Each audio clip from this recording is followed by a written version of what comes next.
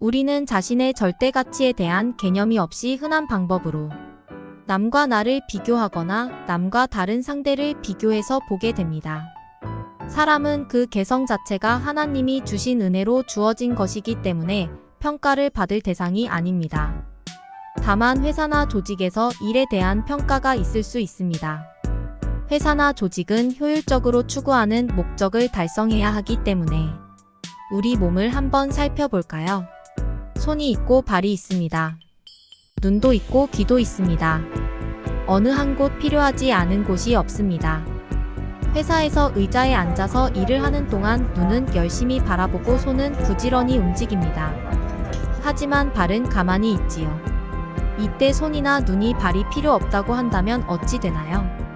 이제 점심시간이 되었습니다. 식사를 하러 가야 되는데 발이 없으면 어찌 되나요? 발은 그때 열심히 걸어서 그 몸을 식당으로 데려갔고, 눈으로 음식을 보고 손으로 음식을 먹을 동안 발은 고생한 대가로 쉬고 있게 됩니다. 그 발이 필요 없나요? 그 발이 없으면 누가 고생하나요? 손으로 기어가게 되겠지요. 발이 없다고 식당에 가지 못하는 것은 아니지만 발이 없으면 손이 고생을 합니다.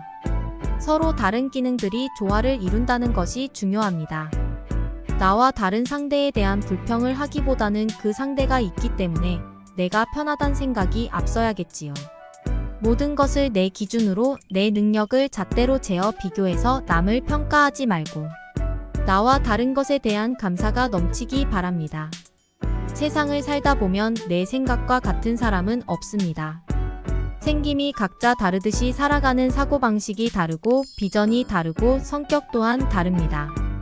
서로 맞추어가며 살아가는 게 세상을 사는 현명한 삶인데도 불구하고 내 생각만 고집하고 잘못된 점만 바라보길 좋아하는 사람이 의외로 많습니다. 칭찬과 격려는 힘을 주지만 상처를 주는 일은 도움이 되지 못합니다. 또 감정을 절제하는 것은 수양된 사람의 기본입니다. 우선 남을 탓하기 전 나 자신을 한번 돌아본다면 자신도 남들의 입에 오를 수 있는 행동과 말로 수없이 상처를 주었다는 사실을 깨달을 수 있답니다. 말은 적게 하고 베푸는 선한 행동은 많이 하면서 언제나 겸손한 마음으로 살아갈 수 있었으면 좋겠습니다. 다름을 인정하면 공감이 쉬워진다. 인간관계의 갈등을 줄이고 원만한 관계를 유지하기 위해서는 머릿속에서 다른 것은 나쁜 것이라는 공식을 삭제해야 한다. 사람들은 옳은 말을 하는 사람보다 자신을 이해해주는 사람을 더 좋아한다. 사람들은 말을 잘하는 사람보다 잘 들어주는 사람을 더 좋아한다. 관계의 문제는 말을 못해서가 아니라 제대로 듣지 못해서 생기는 경우가 훨씬 더 많다. 사람들은 말을 잘하는 사람보다 잘 들어주는 사람을 더 좋아한다. 누군가 자신의 이야기를 들어주면 슬픔이나 분노가 해소되고 마음이 후련해진다. 또한 존중받고 이해받는다는 느낌이 들게 된다. 함께 밥 먹고 싶은 사람이 되라. 우리는 누군가와 가까워지고 싶을 때 가장 흔한 표현으로 식사를 제안한다. 먹거나 마시면서 이야기를 하면 대화가 더 쉽게 풀리고 음식을 접대한 사람에게 더 쉽게 설득된다. 왜 그럴까? 뭔가를 받으면 그만큼 베풀어야 한다는 상호성의 원리가 작동하기 때문이다. 또한 맛있는 음식으로 인한 유쾌한 감정이 파급되기 때문이다. 정말 기분 나쁜 사람을 밥맛 없는 사람이라고 하지 않는가? 함께 밥 먹고 싶은 사람이 되도록 노력해보자. 관계를 알리고 싶은 사람이 되라. 사람들은 자신을 승자와 연결시켜 자존심을 고양시키려는 반면 실패자들로부터는 최대한 거리를 두어 자신의 이미지를 보호하려고 한다. 다른 사람들은 당신과의 관계를 어떻게 평가하고 있을까? 콤플렉스를 건드리면 돌부처도 돌아선다. 차마 해서는 안 될 말로. 상대방에게 상처를 입히는 것과 자신의 감정을 솔직하게 표현하는 것은 그 질이 다르다. 뭐 틀린 말했어? 라고 되물으면서 다른 사람의 아픈 곳을 건드리는 습관을 갖고 있는 사람이라면 다음과 같은 프랑스 속담을 명심해야 한다. 진실만큼 마음에 거슬리는 것은 없다. 우리가 삶을 살아가면서 가장 많이 하는 실수가 누구와 비교하는 것입니다. 그러면 이미 자신은 존재하지 않습니다. 타인과 비교하면 자신이 더 낫다고 생각을 하든 더 못하다고 생각을 하던 그 순간부터 자신은 후회라는 단어가 생깁니다. 인간이 가장 싫어하는 게 뭘까요? 슬픔, 공포는 영화를 보러 가서 즐기는 사람들도 있습니다. 분노는 어떤 상대를 만나면 노출해야 하기도 합니다. 지루함이란 건 사람들마다 기준이 다르니까 오타쿠들을 보면 그런 것도 아닌 것 같습니다. 이런 모든 것들 중에 인간이 제일 싫어하는 건 불안인 것 같습니다. 다른 것들은 그 상태대로 받아들여지지만 불안은 불안한 상태에 들게 되면 그 이후에 어떤 감정 상태라도 더 크게 느껴지는 문제를 야기합니다. 불안은 불확실하고 모호한 상태에서 증폭을 하게 됩니다. 반복적인 생각을 하게 됨으로 해서 없던 병도 생깁니다. 공포 영화가 무서운 건 공포스런 장면 때문이 아니라 그 장면이 언제 돌발적으로 나올지 모르는 불안감에서 생깁니다. 공포스런 장면이 이미 예견이 된다면 아무리 끔찍스러운 장면이 나오더라도 불안하지는 않습니다. 단지 그 장면을 보기 싫고 혐오스러울지라도 불안한 건 아닙니다. 타인의 삶과 자신의 삶을 비교하면 그 친구가 나보다 엄청 잘 살 때 나는 왜 그 친구처럼 못했을까 하는 후회가 생기지만 그 친구가 나와 비교해서 아무리 못 살아도 지금 내가 사는 것에 만족을 주는 데는 아무 영향이 없습니다. 사고주의나 경험주의로 예전에 많이 의견을 나눴던 게 생각이 나는데 자기 성격에 맞는 창조성이나 리더십은 따로 있습니다. 개개인마다 그런 주관점이 많은 영향을 미칩니다. 혈액형이나 별자리 사주팔자 등과는 의미가 다릅니다. 우리나라 사람들과 서양 사람들의 관점이 조금 다른데 우리나라는 본질주의적 관점이 상대적으로 더 강한 경향이 있습니다. 성격이나 IQ와는 상관이 없습니다. 본질주의란 근본을 우선시하는 의미입니다. 그 반대적 개념은 역할론적 관점인데 이는 서양 사람들이 많이 나타내는 경향입니다. 본질을 보는 사람과 역할을 보는 사람들 사이에는 보는 관점이 서로 다릅니다. 예를 들어 원숭이, 팬더, 바나나 3개를 두고 2개씩 짝을 지으라고 하면 본질주의적 관점인 사람들은 원숭이와 바나나를 묶지만 역할론적 사람들은 원숭이와 팬더를 묶습니다. 본질주의적 관점으로 원숭이와 바나나를 엮는 사람들의 특성은 둘 사이의 관계에 초점을 맞춥니다.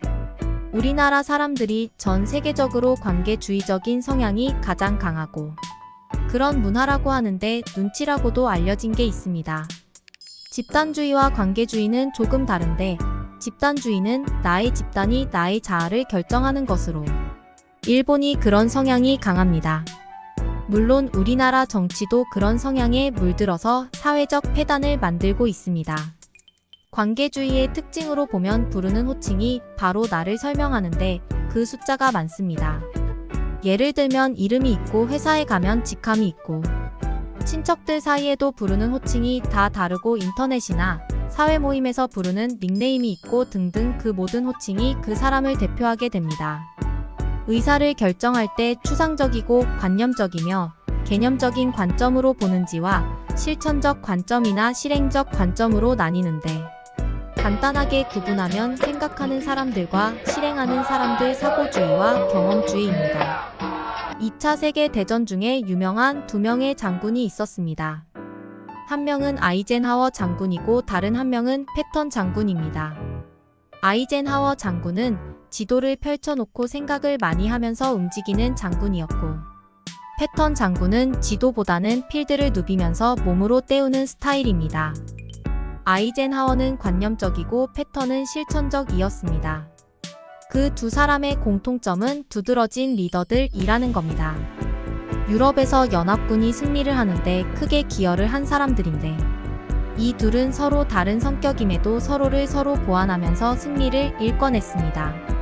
지금 우리나라는 민주라는 단어를 앞세운 정교조와 좌편향 정권이 들어서면서 운동권 586 좌파 세력들이 집단주의로 획일화 쇠뇌시키는 문제로 나라의 미래가 밝다고 할 수 없습니다.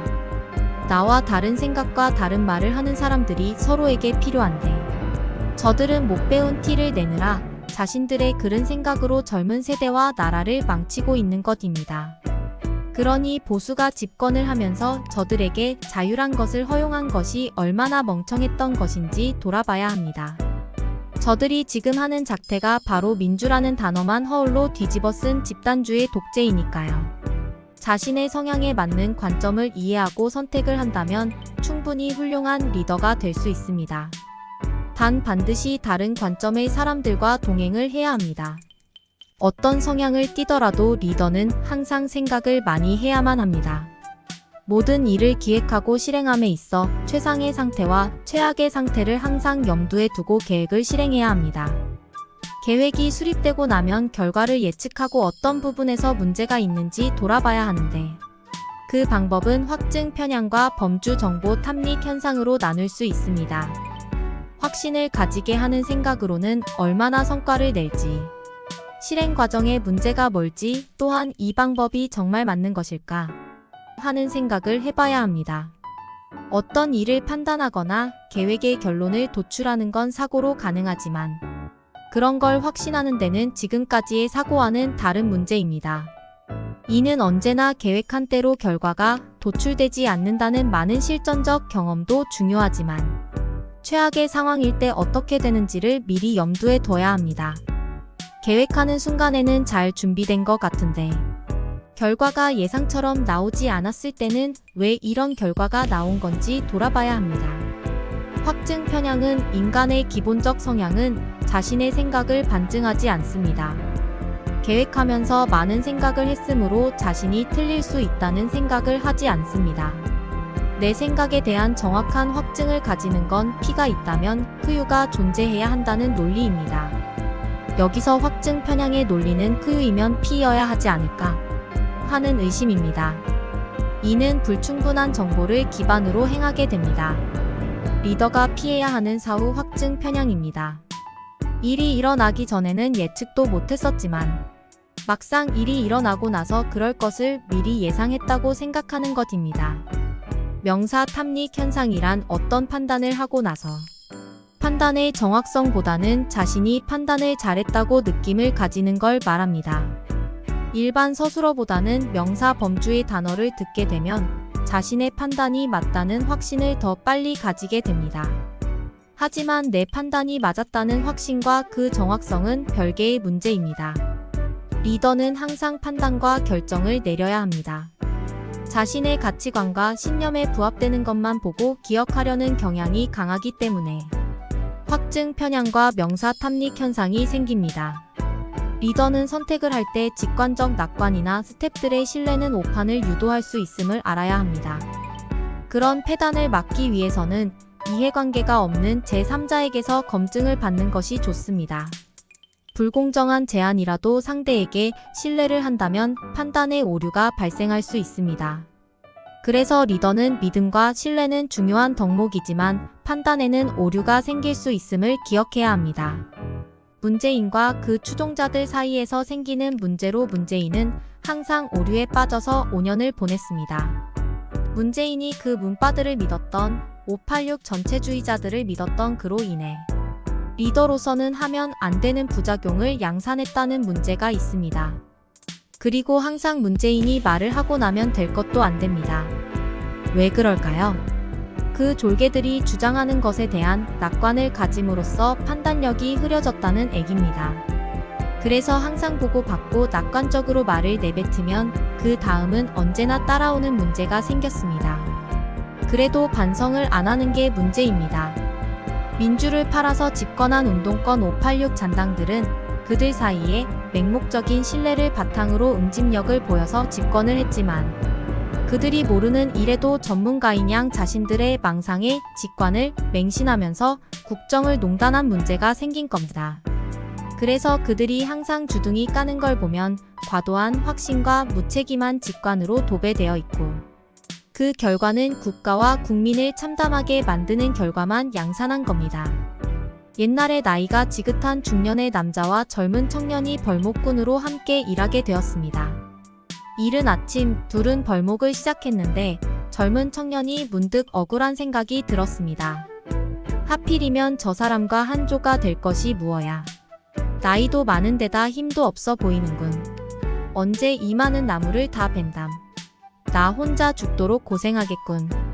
그는 못마땅한 표정으로 중년의 남자를 한번 힐끗 쳐다보고 그가 묻는 말에 대꾸도 하지 않고 일을 하기 시작했습니다. 해질 무렵까지는 어느 정도의 나무를 베어야 했기 때문에 그는 투덜거리면서도 쉴 틈 없이 열심히 일했습니다. 그런데 그 중년의 남자는 열심히 일만 하는 그와 달리 아주 천천히 일했습니다. 그는 50분 일을 하고 10분 쉬곤 했습니다. 이복의 젊은이 쉬어가면서 하게. 너무 서두르면 빨리 지치는 법이야. 그는 땀을 뻘뻘 흘리는 젊은이에게 쉬었다가 일하라고 몇 번이나 말했습니다. 하지만 젊은이는 그의 말을 들은 척도 안 했습니다.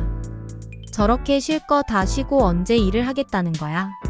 그리고 저렇게 늦어서야 언제 일을 다 끝내겠어. 결국 나만 고생을 하겠군. 젊은이는 그 중년 남자가 못마땅해 견딜 수가 없었습니다. 그렇게 일을 정신없이 하다 보니 어느새 해가 뉘엿뉘엿 지면서 주위가 어두워지기 시작했습니다. 그들은 하던 일을 멈추고 그동안 베어낸 나무들을 살펴보았습니다. 그런데 잘라낸 나무의 수를 헤아리던 젊은이는 깜짝 놀라고 말았습니다. 중년 남자의 것이 그의 것보다 훨씬 많았기 때문입니다. 젊은이가 어찌된 영문인지 몰라 하자 그는 웃으며 말했습니다. 젊은이 나는 일만 계속하지 않고 쉬는 시간마다 잠깐씩 무디어진 도끼를 갈았네. 그리고 다시 일할 힘을 충전했다네.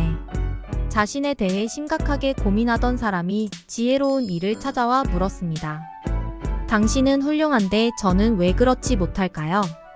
그러자 지혜로운 이는 아무 말 없이 그를 데리고 자기 집 앞에 뜰로 나갔습니다. 뜰에는 크고 울창한 나무와 작고 보잘것없는 두 그루의 나무가 서 있었습니다. 그 앞에서 한동안 나무만 쳐다보고 있던 지혜로운 이가 조용히 입을 열었습니다.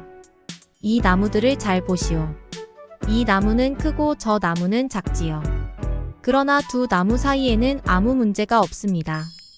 큰 나무가 작은 나무더러 봐라 난 커서 훌륭해라던가.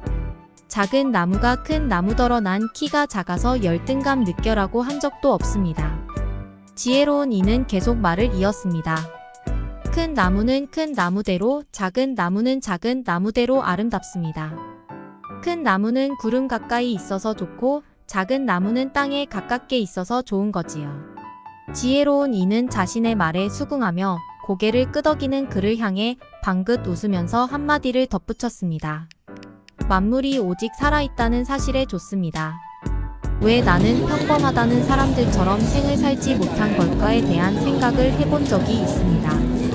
이렇게 살다가 인생을 마무리했을 때 눈을 감는 그 순간만큼은 아무 후회가 없기를 기도하면서 인생을 정리를 해볼까 합니다. 지난 과거를 돌아보면 나와 비슷한 사람을 만나서 공감이란 걸 해본 기억이 별로 없습니다. 그 많은 사람들을 만났었는데 왜 나와 비슷한 사람을 만난 기억이 없을까요? 그렇게 다르게 이질감을 느꼈던 그 사람들의 모습이 바로 내 모습이 아닌가 생각을 해봅니다. 내가 그렇게 봤다는 건 그 사람들에게 내가 그렇게 보여졌을 수 있다는 것일 테니까요. 자신의 모습을 바로 보고 싶다면 거울을 보는 것처럼 당신이 만나는 상대를 바라보세요. 그 사람과 이질감이 많이 느껴진다고 느낀다면 그 사람이 당신과 가장 닮았을 수 있습니다. 요즘 주위 사람들과 대화를 하다 보면 세대 간 차이가 크다는 것을 자주 느끼게 된다. 1940년부터 1954년 격동기에 태어난 사람들은 산다는 것 자체가 힘들었고 먹고 살기 위해 일을 하는 것이 희망적이었던 산업화 세대이다. 1955년부터 1964년 사이에는 전쟁 직후입니다. 감소와 가족을 잃은 슬픔 등이 아이들을 많이 낳으면서 1차 베이비붐 세대가 생겼으며 이들은 가난한 삶 속에서 근대화가 이루어지는 한국의 산업화 시대를 지켜본 새마을 운동을 기억하는 세대이다. 1965년부터 1974년 사이에 태어난 이들은 군부 독재 시대를 끝내고 한국의 민주화를 지켜보면서 성장한 민주화 운동 세대이다. 1975년부터 1984년 사이의 세대는 민주화가 안정을 찾으며 경제적 성장을 보고 자란 X세대이다. 1985년부터 1996년 사이에 태어난 세대를 밀레니얼 세대라고 하고 1997년 이후 세대를 Z 세대라고 한다. 그리고 두 세대를 합쳐서 MZ 세대라고도 한다. 모든 매체들이 다가오는 MZ 세대가 세상을 이끌 트렌드라고 관심을 가지지만 경제력의 바탕을 이루고 있는 세대는 베이비붐 세대이다. 평균 수명이 늘어나면서 세대 간 소통이 문제가 사회적 이슈가 되기도 하지만 불변의 진리는 언제나 젊은 세대가 기성세대보다 옳다는 것이다. 지금 이 나라는 낀 세대인 베이비붐 세대가 경제력을 장악하고 정치는 운동권 586 세대가 장악하고 있다. 그들은 이미 퇴물로 X세대와 MZ세대에게 그들의 자리를 물려주고 퇴출되어야 한다. 그러나 고민스러운 것은 X세대 이후 세대들이 풍요로운 삶을 산 덕에 고생이라는 것을 모른다는 것이다. 그렇다고 공정한가라는 점에서도 그들은 실망스러운 모습을 보이고 있다. 그들이 기성세대가 되었을 때 그들은 어릴 때 받은 혜택을 잊어버리고 그들이 주류 세대라고 주장하면서 이미 기성세대가 저지른 실수를 반복한다면 그 폐해가 더 심할 것이다. 군대에서도 선임병들에게 구타를 당해본 후임병들은 그들이 선임병이 되었을 때 후임병을 구타하는 것에 염증을 느끼고 후임병들을 구타하는 것이 줄고 그러다 그 선임병들이 제대를 하면 그렇게 구타를 당하지 않았던 후임병들이 선임병이 되어 후임병들을 무지막지하게 구타하는 일이 반복되었다. 이는 고생을 하지 않아서 남의 아픔이 어떤 건지 모르고 자만에 빠진 병폐이다. 이미 기성세대는 평균 수명이 늘어나서 오래 산다고 할지라도 다음 세대에게 주도권을 물려주어야 한다. 그리고 그들도 진통을 겪겠지만 그러면서 그들이 성장을 해야만 한다. 사람은 누구나 자신의 가슴 속에 넣고 싶은 사람이 있습니다. 잊혀질 수 없는 사람입니다. 자신에게 아무런 대가 없이 사랑해준 사람입니다. 자신에게 특별한 관심을 보여준 사람입니다. 가장 기억하고 싶지 않는 사람도 존재합니다. 자신에게 상처를 준 사람입니다. 자신에게 피해를 준 사람입니다. 자신에게 아픔을 준 사람입니다. 다른 사람들은 오늘도 당신을 기억합니다. 당신이 어떤 사람인지를 가슴에 새기고 싶은 사람인지 아니면 다시는 기억하고 싶지 않은 사람인지를 잠시 스쳐 지나가는 사람이라고 함부로 말하지 마세요. 스치고 만나는 모든 사람에게 한결같이 대해주세요. 이기적인 동기를 가지고 그들을 대하지 마세요. 할 수만 있다면 그냥 베풀기로 작정하세요. 나에게 잘해주는 사람에게만 선대하는 일에 머물지 마세요. 나에게 잘 대해주지 못하는 사람에게도 선대하세요. 훗날 그들은 당신의 호의와 사랑을 기억해낼 것입니다. 당신을 가슴에 꼭 새기고 싶은 사람으로 기억되겠지요. 다른 사람의 가슴 속에 새겨질 수 있는 사람으로 남으십시오. 다른 사람의 기억 속에 유독 향기 나는 꽃처럼 기억되는 사람으로 남으십시오. 언덕에 올라서서 별을 봅니다. 우울한 마음에 가만히 손 내밀어 만져보면 따스한 온기가 가슴으로 전해옴을 느낄 수 있습니다. 우리도 그랬으면 좋겠습니다. 안부가 궁금한 날 아프지는 않는지 마음으로 걱정해주고 지나는 바람편의 소식 하나 전해줄 수 있는 아름다운 만남이었으면 좋겠습니다.